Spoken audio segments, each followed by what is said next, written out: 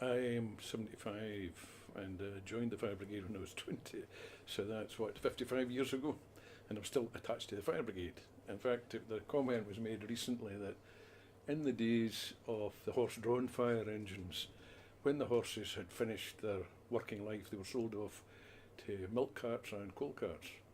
But it wasn't unheard of when the Fire Brigade turned out that a horse came galloping up, pulling milk and pulling coal, because nobody had told it was retired. So that sort of comments made to me as well, what are you still here for after all these years in the Fire Brigade? But it's that kind of life, the Fire Brigade. Once you're in it for the rest of your days. Your interest is always there. And when I started off in 1962, the Fire Brigade was extremely busy, in Glasgow in particular. It was one of the 3 busiest fire stations in Western Europe. Now, at that time, the Fire Brigade worked a 56-hour week, so you were continually attending fire. And the other 2 busiest fire stations in Western Europe was the South in Centre Street in Glasgow and the Central in Ingram Street in Glasgow. I worked in the East Fire Station and eventually moved to Easterhouse when it opened up, and then down to Ingram Street, the Central, and I was there for 10 years, 11 years. And so I attended many fires in the city, many really difficult fires in the city. I attended fires where colleagues were killed, and I think I was at 3 fires where colleagues were killed, and 2 of my gaffers were killed in fires as well at the different stages. So it was that kind of work at that particular time.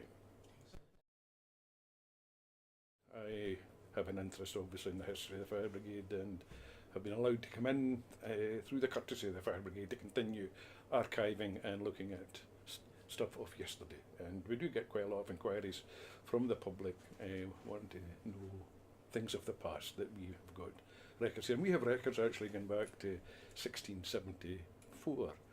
The Fire Brigade is an essential part of modern life, and it's a necessary part.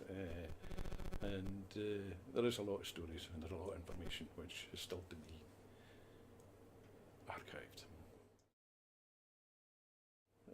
My career finished with the Fire Brigade full-time in 1993, and I did what you say you're going to do when you retire. That took 2 years, and then I went back to work again, and I went to work for the Scottish Office Executive Government, which I did for about 14 years, and retired when I was 70. And I did assist the brigade at various things. I was involved in the joint author of the book Tinderbox Heroes. The sort of post-wartime story of the Fire Brigade and the very difficult job that the brigade had. Generally, my involvement is purely historical. I've obviously got a day-to-day interest in what the Fire Brigade's doing, so it's good to be here to see what they're doing and see what they're achieving.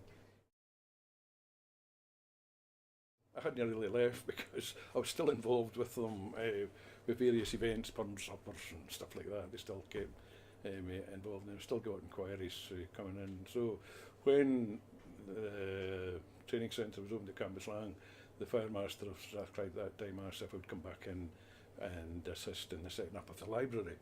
And obviously, through pressure of space, they needed to move the library here. So the library's here for those that want to make use of it, and get on with the archiving of the material that we've accumulated, because we're a young brigade and there's stuff throughout the brigade that has been lying and people are not too sure what to do, so it's good to have a central place that they can send stuff in.